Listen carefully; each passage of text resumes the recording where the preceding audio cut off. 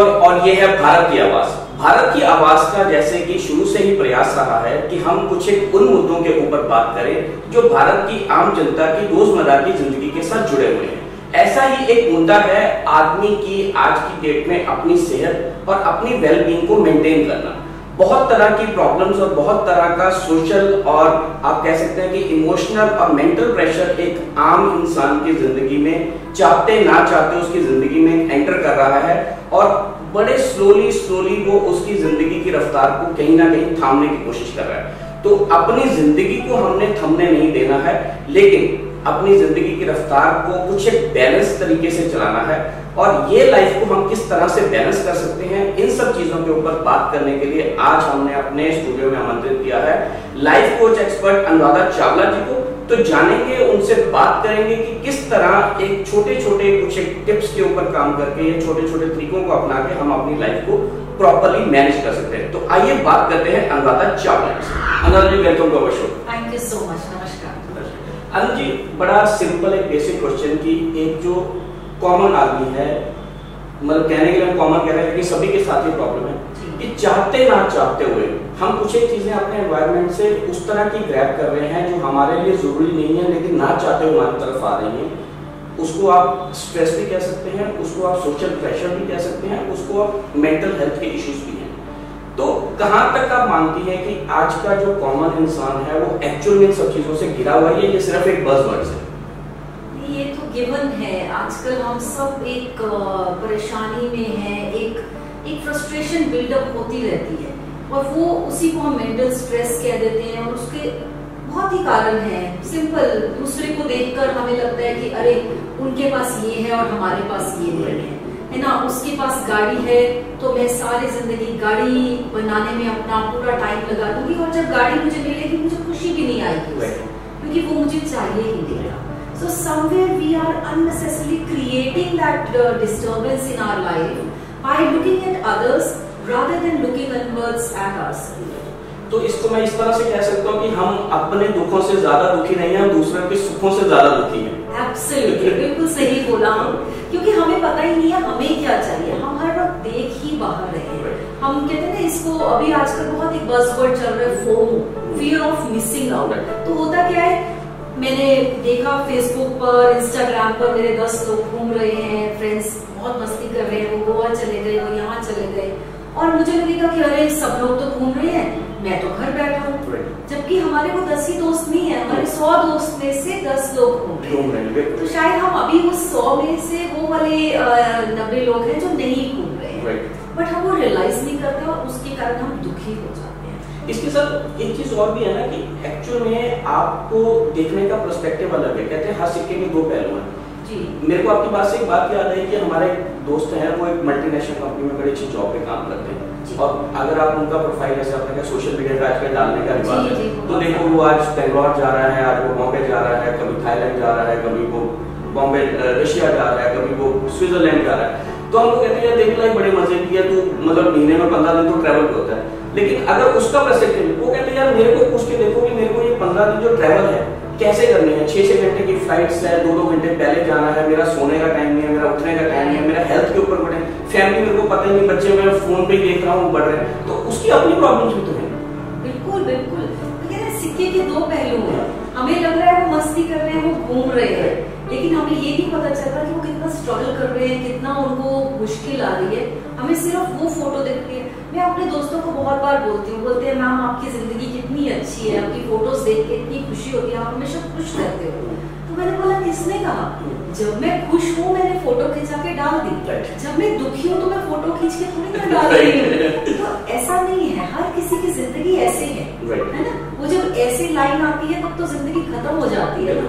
तो वो चीज हमको लेकर चलनी चाहिए। तो प्लीज मैं अपने दर्शकों को भी यही बोलूंगी, एक फियर ऑफ मिसिंग आउट पे मत जाइए, जॉय ऑफ मिसिंग आउट को एंजॉय कीजिए कि मेरे को इतनी जगह नहीं होना है, मुझे इतना सब कुछ नहीं करना है, जो मेरे पास है वो बहुत अच्छा है। तो पहले अपने पास अपनी ब्लेसिंग्स को देखें, फिर दूसरों को देखें। और दूसरा इससे जुड़ा हुआ मैं एक सवाल और पूछूंगा कि जो अचीवमेंट्स का पैरामीटर है, हर किसी का अचीवमेंट्स का एक पैरामीटर अलग है। किसी के लिए अचीवमेंट ये हो सकती है कि मैं शाम को अपनी फैमिली के साथ बैठ के खाना खाता हूँ, किसी के साथ अचीवमेंट ये है कि मैं लंच तो मैंने दिल्ली में किया था और मैं डिनर बॉम्बे में कर रहा हूँ। किसी के लिए अचीवमेंट ये हो सकती है कि मेरे पास चाहे गाड़ी नहीं है, मैं कैब में जाना पसंद कर रहा हूँ, लेकिन मैं जब भी जाता हूँ अपनी फैमिली के साथ जाता हूँ। तो हम ये भी तो कह सकते हैं ना कि हर एक का जॉय और लाइफ को जो सक्सेस का पैरामीटर वो अलग है। Absolutely, perspective matters. हर किसी की अपनी फाउंडेशन है। हम जब कोचिंग करते हैं तो हम 6 फाउंडेशन निकालते हैं। तो अब जैसे किसी का फाउंडेशन है सर्व करना, सर्व ह्यूमैनिटी, मदर टेरेसा को देख लीजिए आप, उनके पास गाड़ी बंगला किसको पता है, लेकिन वो खुश थी क्योंकि वो सर्व कर रही थी जो उनको चाहिए। सेम वे किसी का सक्सेस डेफिनेशन एडवेंचर है कि मुझे एडवेंचर में मजा आता है। किसी का फैमिली है तो उनको फैमिली के अराउंड ही रहकर मजा आता है। किसी का करियर है, किसी का फेम है, राइट। तो मुझे लगता है कि हमें एक लाइफ में एक जो बैलेंस लाना बड़ा जरूरी है। हम ये ना सोचे कि मैं सिर्फ घर करूं तो करियर पे ध्यान ना दूं, सिर्फ करियर पे ध्यान दूं तो फैमिली पर ध्यान ना दूं। एक बैलेंस स्ट्राइक करना बड़ा जरूरी है, नहीं तो लाइफ बहुत बम्पी होती है। तो अगर स्मूथ लाइफ चाहिए तो बैलेंस लाना चाहिए। दूसरा एक चीज और भी है ना कि हम दूसरों की लाइफ की सक्सेस स्टोरी को देख के अपने आप को कंपेयर करते हैं, लेकिन हम ये नहीं देखते कि उसकी सक्सेस स्टोरी के पीछे उसका हार्डवर्क कितना है या उसकी सिचुएशंस क्या थी, मेरी सिचुएशंस क्या थी। हम अपनी सिचुएशंस को एनालाइज नहीं करते। इतनी मुश्किल जर्नी है। अब मेरी दोस्त हैं, वो मुझे देखती हैं, कहेगी तुम कॉर्पोरेट में इतना अच्छा कर पाई, हमें तुम्हें देख के ही खुशी मिलती है। अब ये खुश हो रही है, अब यही कोई दुखी हो जाए कि भैया वो तो बहुत ऊपर पहुंच गया है, हम बड़े दुखी हैं। तो मुझे लगता है मेरी दोस्त तरक्की कर रही है, इस बात की खुशी मनाओ। तो वो जो मेरी हो गया तो हमने इंटरनलाइज कर लिया। अब जैसे हम फूल को सूंघते हैं, है ना, जैसे हमने स्मेल किया अंदर, है ना, तो हम इनवर्ड्स फील करते हैं। कभी भी आप देख लीजिए, हम एक बच्चे को प्यार करते हैं तो आंखें बंद होती हैं। तो वो सब क्या है? वो है कि क्योंकि वो खुशी इनवर्ड्स है, अंदर है, हम सिर्फ उसके साथ उस टाइम एक होते हैं। अगर हम अपने आप को समझने लग जाए, वो सेल्फ अवेयरनेस में आ जाए ना, तो I think that big mind starts working and we find happiness in everybody's success. हमें सबके सक्सेस में खुश होना चाहिए, ना कि सिर्फ अपने लिए ही सोचना चाहिए। अब अनु, जैसे लाइफ कोचिंग करती है, लाइफ कोचिंग में हमेशा कहा जाता है आपने बहुत सारी चीजों को मैनेज करके चलना है। मैं एक छोटा एग्जांपल लेता हूँ कि कुछ एक लोग एक्चुअल में मैनेज करके चलते हैं। वो अपना निकलने का टाइम उनका फिक्स है, उनका काम का शेड्यूल फिक्स है, उनके अपॉइंटमेंट फिक्स है। लेकिन जब आप सड़क पे हैं, ट्रैफिक अपने आप में एक बहुत बड़ी समस्या है जिसमें आप चाहते ना चाहते आप फंस जाते हैं। अब उसको जो प्रेशर आता है कि यार मैं तो सबको ठीक करके चला था, लेकिन फिर मेरे साथ ये प्रॉब्लम आई, तो ऐसे चीजों में भी तो हम ओवर स्ट्रेस ले लेते हैं। बहुत लेते हैं करण जी, लेकिन मुझे लगता है कि अगर हम अपने आप को इस स्ट्रेस से बचा पाए तो आधी से ज्यादा बीमारियों से हम बचा लेंगे। और ये सब भी अगेन मैं तो I always talk about self awareness, self love, self discipline. ये स्ट्रेस मैनेजमेंट क्या है? ये सेल्फ मैनेजमेंट। आपका एक और वर्ड है सेल्फिश। सेल्फिश मैं बोलती हूँ, हाँ, तो ये सेल्फिश नहीं है, ये सेल्फिश है। तो हम सेल्फ डिसिप्लिन करते हैं तो टाइम मैनेज हो जाता है। सेल्फ को मैनेज करते हैं तो हमारा स्ट्रेस भी मैनेज हो जाता है। सो आई वाज टेलिंग यू कि क्यों ना हम कहीं भी जाना है 15 मिनट पहले निकल जाए, तो स्ट्रेस ऑफ टाइम रह जाएगा, कम हो जाएगा। फिर हम साथ में एक बुक कैरी करें। अब मुझे डॉक्टर के पास अपॉइंटमेंट लिया है, लाइन में बैठना है, मुझे एक किसी भी अपॉइंटमेंट है, पीटीएम पे जाते हैं, बच्चों की बैठे हैं, या गाड़ी आजकल तो ट्रैफिक जाम में 10 मिनट के लिए बंद हो गई गाड़ी, बैठना पड़ेगा, तो उस टाइम वो बुक पढ़ लें। वो बुक पढ़ने से हमें एक लगेगा कि मैं at least I am investing my time on my self, on something creative, something constructive. तो आप अपने आप पे टाइम लगाइए, वो टाइम आपका वेस्ट नहीं होगा। तो somewhere you have to understand कि जो हम स्ट्रेस ले रहे हैं ना, ये हमारा मेंटल बैलेंस ही खराब कर रहा है। Again it brings us to balance. अब इसमें आपने जो टाइम मैनेजमेंट की बात करी थी, मेरे जैसा आदमी जो अपना ओल्ड स्कूल थॉट की मैं बात करता हूँ, शायद लोगों को एक अजीब लगे। मैंने जब तक जॉब करी, मेरा एक रूटीन रहता था कि डायरी रहती थी, उसमें मैं टू डू लिस्ट बनाता था, घर के काम किया, ऑफिस के काम किया, फिर जैसे जैसे काम होते टिक करते या जो पोस्टपोन हो गए उसको नेक्स्ट पेज पे करते। आज की डेट पे ना हम लोग ये डायरी कल्चर भूल गए हैं और वो सारा कुछ हमारे मोबाइल के ऊपर आ गया, और मोबाइल के वो आने के कारण हमारा स्क्रीन टाइम अनड्यू उसके ऊपर फिर आ गया, क्योंकि हमने टू डू लिस्ट भी बना रखी है। और कई बार क्या होता है कि आप ऐसी जगह पर होते हो, कभी बैटरी ऑफ हो गई या आपने वो टू डू लिस्ट बनाई थी, सेव करने से पहले किसी का फोन आ गया, वो रह गया और आप फिर परेशान है। तो आप इसके बारे में क्या कहना चाहेंगे? देखिए, मैं तो हमेशा ही बोलती हूँ, I follow the old school of thought that you carry a diary and pen with you always. Even laptop, even phones, but Right. still you carry a diary. Right. So I follow a 20-20-20 rule. That is 20 minutes of meditation every morning, 20 minutes of exercise, and 20 minutes of journaling. So when we are doing that journaling, we write our gratitude list, कि what I'm thankful for. I make my to-do list, आज करना क्या क्या है, my short-term goals, my long-term goals. So that somewhere keeps everything in the diary, and यहाँ पर जो clutter इकट्ठा होता है वो थोड़ा सा कम हो जाता है. वो मेडिटेशन से भी इम्प्रिंट्स फील हुए, क्योंकि हम नेटफ्लिक्स देख रहे हैं, हम लायंस गेट देख रहे हैं, तो हम क्या कर रहे हैं, मूवीज वॉच कर रहे हैं, स्टोरीज सुन रहे हैं. तो अगर हम अपने स्पिरिचुअल गुरुज को देखें, वो कहते हैं हमें क्लीन स्लेट होके जाना है यहाँ से, तो हमें वो सब क्लीन करना है. तो ये जो मेडिटेशन है वो इरेजर का काम कर देता है. तो वो मेडिटेशन करें, एक्सरसाइज हमारी बॉडी को ये जो है अंतनाव है इनको रिलीज कर देती है. सिंपल भस्त्रिका आसन आप डिटॉक्स कर रहे हैं कि डिटॉक्स करता है आपको. सेम वे आपकी जो डायरी है वो आपका यहाँ से दिमाग का सब कुछ डायरी में ले रही है, और वो डायरी आपका फोन बंद हो जाए, कुछ भी हो जाए, आपको कंसल्ट करके अपना दिन बना सकते हैं कैसे कैसे, है ना. तो ये यही मैं फॉलो करती हूँ, यही मैं अपने क्लाइंट्स को भी बोलती हूँ कि प्लीज करिए. अब इसमें एक चीज और निकल के आती है कि जो मोबाइल है ना, ये हमारे लिए जितना हमारा दोस्त है उतना शायद दुश्मन भी बन गया. हमारी बहुत सारी समस्याओं की जड़ ये भी है, क्योंकि वो प्लेथोरा ऑफ इंफॉर्मेशन आप चाहो ना चाहो व्हाट्सएप पे, इंस्टाग्राम पे, फेसबुक पे आपके पास आ रही है, और आप ना चाहते हो उसको इग्नोर नहीं करते. अगर आइए आपने डिलीट करना, उससे पहले एक बार नजर तो मारोगे किसने भेजा, शायद कुछ मतलब का हो.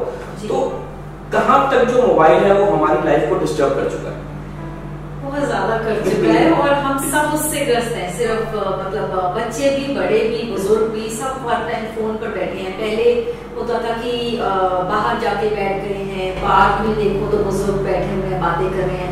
आजकल तो आप अपने बुजुर्गों के पास जाओ, वो भी फोन पे वीडियोस देख रहे हैं. बच्चों के पास जाओ तो वो आंखें इतनी इफेक्ट हो रही हैं.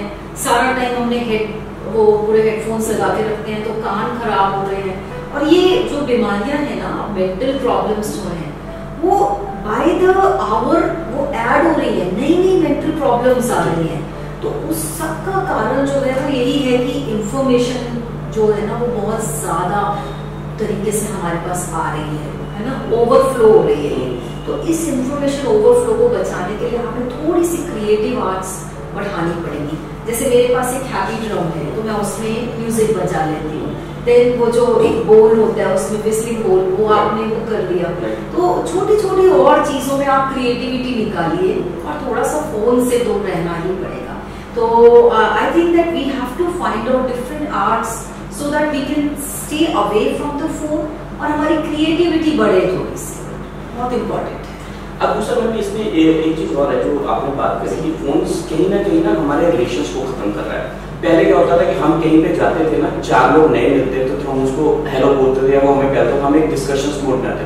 अभी होता है कि अगर हम कहीं पे गए हैं, 10 लोग बैठे हैं, तो उसमें से 8 लोग अपने फोन पे मस्त, उनको मतलब नहीं आप लोग क्या है. और जो नए रिलेशंस डेवलप होते थे ना, वो अब नहीं हो पा रहे हैं. और दूसरा क्या है कि जो हमारे पास ऑलरेडी रिलेशंस हैं वो भी डेड एंड की तरफ है, क्योंकि हमारे पास फोन के अलावा कोई काम ही नहीं बच रहा है. तो आप जैसे लाइफ कोचिंग में है, तो रिलेशंस के ऊपर जो आप काम करती हैं, उसमें क्या फोन का रोल बढ़ गया है? नहीं नहीं, बिल्कुल भी नहीं. मतलब फोन को हम थोड़ा साइड पर रखते हैं. तो मैं जब लाइफ कोचिंग करती हूँ तो I work on all the areas of life. We start with spiritual health, we start with physical and mental health. So that is your health, right. Then it comes to your family and friends, your fun and entertainment. Then we talk about your personal growth, career and wealth, which are equally, they are equally dependent on each other. Same way, जो spiritual है, वो आपको एकाग्र रखता है, वो आपको centered रखता है कि हाँ, this is what life is. हम dependent नहीं रहते हैं लोगों पर, क्योंकि अगर मैं सारा टाइम करियर पर ध्यान दे रही हूँ, मैं सुबह से रात काम करके आ रही हूँ, कहाँ मैं अपनी फैमिली को टाइम दे पा रही हूँ. और वही कहते हैं प्लांट की तरह है रिलेशनशिप. जब हमने उस रिलेशनशिप को वो टाइम ही नहीं दिया, वो मैन्योर, वो पानी ही नहीं दिया, तो वो फूल फल खिलेगा नहीं. उसी तरह रिलेशनशिप नहीं खिलेंगे.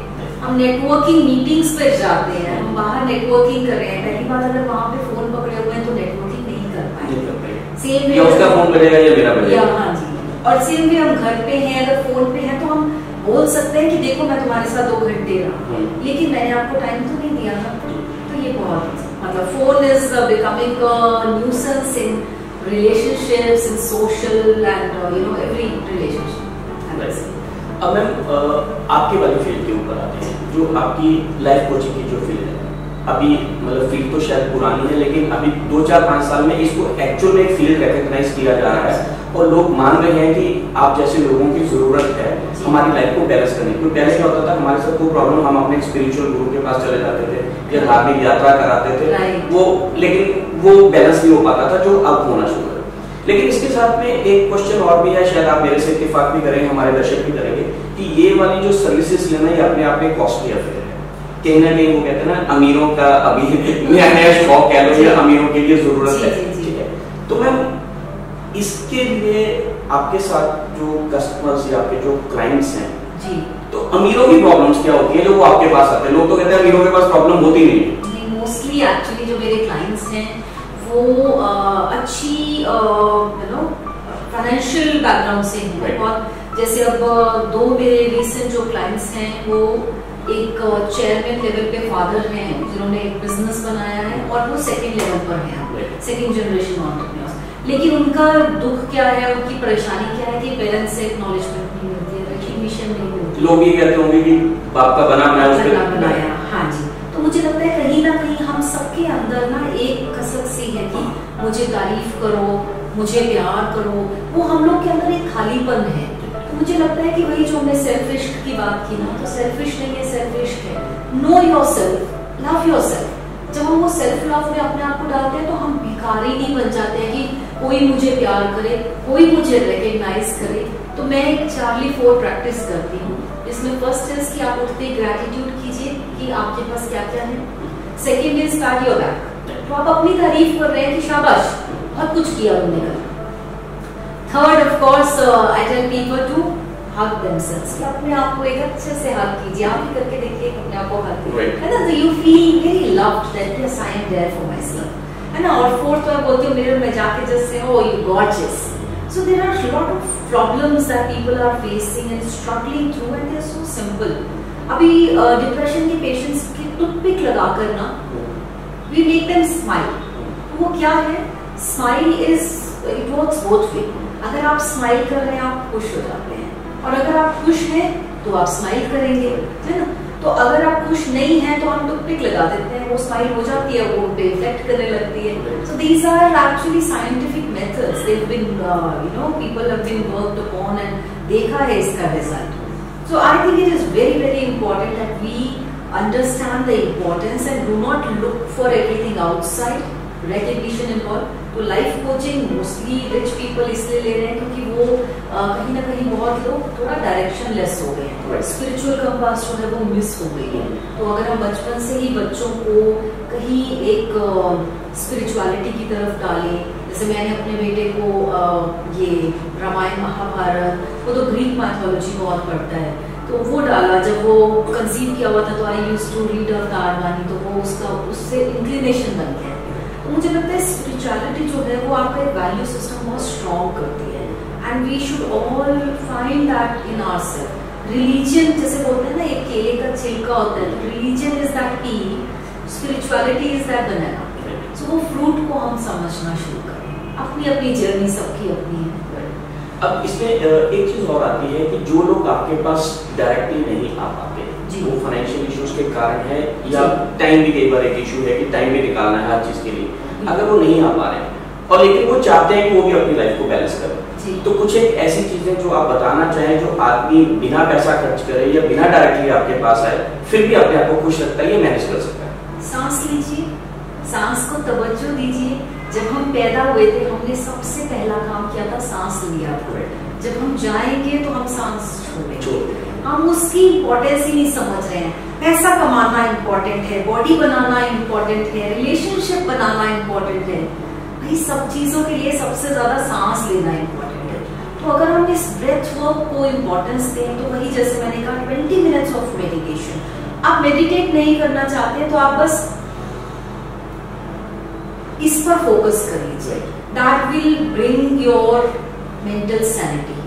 अगर आप जाना ही चाहते हैं, लाइफ कोच, काउंसलर, साइकोलॉजिस्ट हमारे पास आना ही चाहते हैं, तो आप आइए। अगर आप नहीं अफोर्ड कर सकते हैं तो हम प्रो बोनो भी, हर कोई प्रो बोनो करता है, नहीं पैसे लेंगे। बट मैंने बहुत देखा है लोग फोन महंगा रखेंगे, 1 लाख का फोन रखेंगे, महंगे रेस्टोरेंट में खाना खाएंगे, महंगी ड्रिंक्स भी पियेंगे जिसका कोई फायदा नहीं हो रहा है उनको, लेकिन वो पैसे जहाँ पर मेंटल हेल्थ पे लगाना है तो वहां पर वो उनको महंगा लग रहा है। आप देखिए ना, चोट लगेगी तो मैं फटाफट डॉक्टर के जाके करवाऊंगी ना, ठीक, लेकिन जब मुझे अंदर से एंजाइटी फील हो रही है तो मैं कहती हूँ कोई बात नहीं, ठीक हो जाएगा।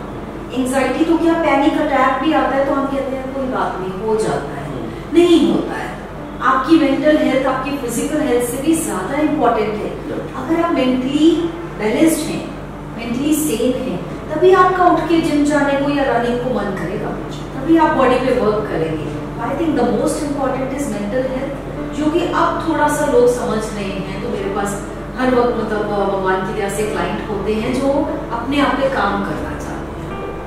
तो अनु जी, ये सब चीजें आपने जो बात करी जी, क्या जब इंसान को कहते हैं ना, अल्टीमेटली हम मटेरियलिस्टिक चीजों में उलझे हुए हैं, पैसे के लिए सब लोग भाग रहे हैं, और कहाँ तक ये सच है जो लोग आज कहते हैं कि अगर आपका मेंटल लेवल और आपका मेंटल जो सिस्टम है वो स्ट्रांगली काम कर रहा है फिजिकल से ज्यादा, जी, तो do you really attract a money? Alright, see I will tell you. पहले आपने बोला कि हर कोई मटेरियलिज्म की तरफ भाग रहा है ना, और उसके रहते हुए भी उनको मेंटल पीस भी नहीं है, क्योंकि मैंने जैसे बताया बहुत लोग आते हैं, बताते हैं। तो एक मैं बात पूछना चाहूंगी, अपने दर्शकों से भी पूछना चाहूंगी, आपको फेम चाहिए, आपको पैसा चाहिए, है ना, पर मेंटल पीस को हम थोड़ा सा पीछे रखते हैं। मुझे ये बताइए कितनी ऐसी सुसाइड्स हुई हैं जो कि एक्टर्स ने की, जो कि बहुत फेमस है। सेम वे कितने ऐसे अमीर लोग हैं जो चले गए, है ना। तो ये सब क्यों जा रहे हैं? क्योंकि हम क्या करते हैं, फेम के पीछे दौड़ रहे हैं, पैसे के पीछे दौड़ रहे हैं, लेकिन हम उन सब में दौड़ते दौड़ते भूल जाते हैं दौड़ कौन रहा है, तो किसके लिए दौड़ रहा है। हाँ, ये दौड़ रहा है और इसके अपने लिए दौड़ रहा है, अपनी एस्पिरेशंस के लिए दौड़ रहा है। तो please map your aspirations, get to know yourself. The most important thing is knowing yourself. And every machine that comes to us, whatever we buy, we get it with a manual. We read that manual. Do we ever read the manual for us? How does this machinery work? आप एक iPhone use कर रहे हैं, लेकिन आपने manual नहीं पढ़ा, features नहीं पढ़े, तो आप आधा यूज कर रहे हैं। सेम वे आप इस इतनी बड़ी मशीनरी को, सुपर मशीनरी को समझ ही नहीं रहे, तो आप अपने आप की कैपेसिटीज कैसे बढ़ाएंगे? How will you work to actually unearth your true potential? तो मुझे लगता है अपने आप को समझेंगे तो अपना पोटेंशियल पे काम कर पाएंगे। इससे जुड़े हुए मैं एक बात मैं और पूछना चाहूंगा कि आजकल जो कॉर्पोरेट वर्ल्ड में लोग हैं उनके साथ क्या प्रॉब्लम है कि वो बहुत रेस्टलेस है। रीजन ये कि मेरे को प्रमोशन नहीं मिल रही, मेरे साथ वाले की तरक्की ज्यादा होगी, मेरा दोस्त वहां पहुंच गया, मैं नहीं पहुंच पाया। लेकिन कहीं ना कहीं ये भी है कि उन्होंने वो जिस स्किल्स के साथ ज्वाइन किया था आज वो उसी स्किल्स के साथ है। तो स्किल अपग्रेडेशन और सेल्फ रियलाइजेशन आप कितना जरूरी मानती हैं करियर ग्रोथ के लिए? देखिए, मैं 15 साल HR प्रैक्टिस करती रही, फिर 5 साल से मैं अपनी कंपनी में HR कंसल्टिंग करती रही। तो वहां पर हम परफॉर्मेंस मैनेजमेंट सिस्टम पे काम करते हैं, OKRs पे काम करते हैं कि आपका ऑब्जेक्टिव की एरियाज क्या हैं जिन पे आप काम करते हैं, है ना। तो ये बहुत इंपॉर्टेंट है हम समझे कि हम 5th से 6th क्लास में जब जाते हैं सिलेबस चेंज होता है, हम वो पढ़ते हैं तो 6th में एग्जाम देके प्रमोट होते हैं। सेम वे जॉब में you have to increase your capacities and upskill yourself, your soft skills as well as your hard skills. So if we are not upgrading ourselves, how can we expect our employer to increase our paycheck just because we have spent one more year with them? है ना? तो ये बहुत important है कि हम upskill करें अपने आप को, अपनी कैपेसिटीज बढ़ाएं ताकि हम उस लेवल पर पहुंचे। और आपने पहले बोला था कि हम सब दूसरे की तरक्की देखकर बहुत हमें परेशानी होती है, हम दूसरे की स्ट्रगल नहीं देख रहे होते हैं, उसने कितनी स्ट्रगल की है, उसने कितना अपग्रेड किया है, और हम अपने आप को बिग माइंड के साथ नहीं जोड़ रहे हैं, हम जेलसी ला रहे हैं, वो नेगेटिव है। लेकिन अगर हम उसमें ओनरशिप लाएंगे ना, we will connect with people, तो हमें फील होगा मेरा दोस्त तरक्की कर रहा है। तो आई थिंक वो इम्पोर्टेंट है। अभी आपने अपनी जो लाइफ का और जो लाइफ कोचिंग का मिशन है उसको आपने बुक का भी एक रूप दिया है। उसमें से मैं चाहूंगा कि हमारे दर्शकों के लिए 2 या 3 आप टिप दीजिए ताकि लोग उस बुक को पढ़ने के लिए प्रयास करें, क्योंकि मैंने वो बुक पढ़ी है तो आई रियली फील कि that small pinch of a book can change your life. Why not? See I have written about self improvement, womanhood, I have written about transformation. See I am married to transformation. मेरी life जो है devoted है transformation को। जब हम बचपन में एक शो देखते थे जस्सी जैसी कोई नहीं, तो कैसी थी और कैसी सुंदर बन जाती है, बड़ा अच्छा लगता था। मेरे सारे शोज क्या, मेरे को घर में सफाई करके रूम को एकदम क्रिएटिविटी से सुंदर बना देना, ये सब मुझे बहुत अच्छा लगता था। तो मैंने इस चीज को अपनी बुक में इम्पोर्टेंस देके बताया। आप तभी क्रिएटिव ज्यादा हो पाते हैं जब आप मेंटली सेन हैं, आप शांत हैं, पीसफुल हैं, तो आपका क्रिएटिविटी बढ़ती है उससे। विमेन को बहुत ज्यादा लगी है कि मेन से बेटर होना है या ये करना है, तो मुझे लगता है कि नहीं, हमारा कंपटीशन वो नहीं है, हमारा कंपटीशन हम खुद हैं। हम सब मिलकर अगर काम करें। मैं पहले बहुत विमेन एम्पावरमेंट के बारे में सोचती थी, then I realise I have a son, I have my brother, I have my father. I want them to be empowered as well. So now I talk about human empowerment. Definitely. वो मैंने अपनी book में कहीं डाला है। तो मुझे लगता है कि कैसे हम ट्रांसफॉर्म हो सकते हैं। तो मेरे हर सेक्शन के बाद में कुछ नोट्स का एरिया जिसपे मैंने लिखा है अब आप क्या चेंज करेंगे। और जब मैं सेल्फ अफर्मेशन कर देती हूँ ना, मैंने ये करना है तो मैं चेंज करूंगी। तो वो बुक ही एक जो अफोर्ड नहीं कर सकते हैं कि हाँ हम 1 लाख रुपए देके कोचिंग क्या करेंगे, तो हम 140 रुपए की बुक खरीद के कर सकते हैं। तो मैं तो कहूँगी वही कीजिए और एक अपनी विल पावर बढ़ाइए। तो बुक में इस तरह की बहुत चीज, साइलेंस की इम्पोर्टेंस है कि मतलब साइलेंस में सबसे ज्यादा कम्युनिकेशन होता है। जब हम शांति से बैठे हैं, किसी को हम अपने बात बड़े आसानी से कह सकते हैं। तो उन चीजों को थोड़ा बहुत मैंने बुक में डाला है। और वो साइलेंस के बारे में तो कहते हैं ना कि कई बार आप चुप रह के सामने वाले को ऐसा जवाब दे जाते हो जो शायद आप बोल के भी नहीं थे। एब्सोल्युटली। बचपन में नहीं बोलते थे, मम्मी पापा तो यही बोलते थे, एक चुप 100 सुख।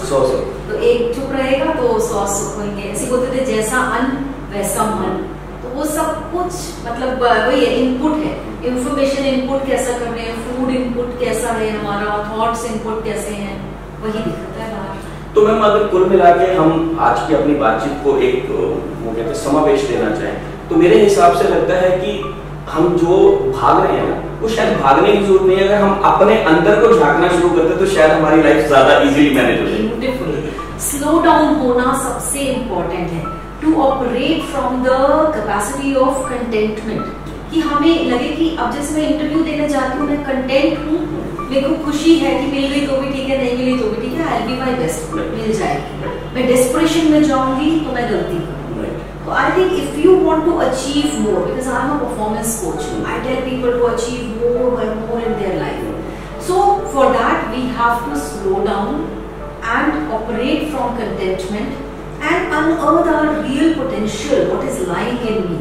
वो करेंगे तो हमारी हमेशा तरक्की है। तो दोस्तों ये था परफॉर्मेंस कोच अनुराधा जी से हमारी आज की बातचीत, और उन्होंने बड़े सिंपल तरीके से बताया है कि जो हमारी आज की जो छोटी छोटी प्रॉब्लम्स हैं उनके लिए कोई बड़े बड़े सॉल्यूशंस नहीं चाहिए, बड़े छोटे छोटे सॉल्यूशंस हैं जो हम खुद में, और वो कहते हैं ना कि बाहर देखने से बेटर है अगर अपने अंदर देखना शुरू कर दें तो शायद हमें अपनी सारे सवालों के जवाब अपने अंदर से ही मिल जाएंगे।